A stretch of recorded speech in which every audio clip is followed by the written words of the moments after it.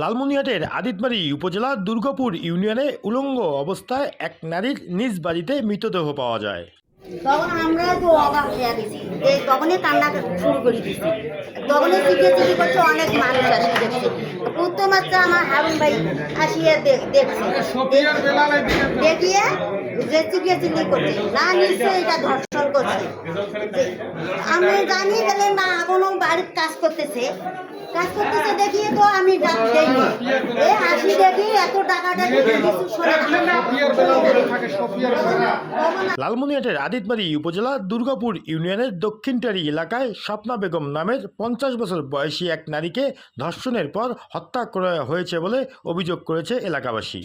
তাকে পাওয়া গেছে, হ্যাঁ, কিন্তু ওই মাঝের রুমটাই থাকে, কিন্তু মশারির সব কিছু ওখানে আছে। আসি দেখি কিন্তু মশারি যে কাটা সব কিছু ওখানে আছে।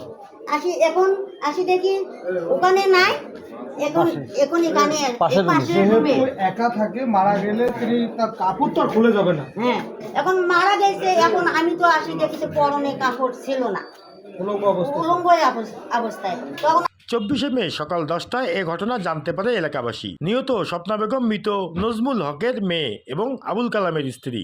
ধর্ষণ করছে, তখন চিৎকার দিয়ে উঠছে।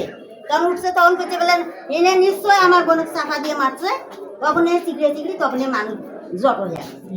বালিতে চাপা দিচ্ছে, নাক দিয়ে তো রক্ত, নাক দিয়ে কিন্তু রক্ত আছে, ব্লাড বেরিয়েছে। খাটটা কিন্তু ভাঙা ছিল না, খাটটা কিন্তু আসি দেখি খাটটাও ভাঙা।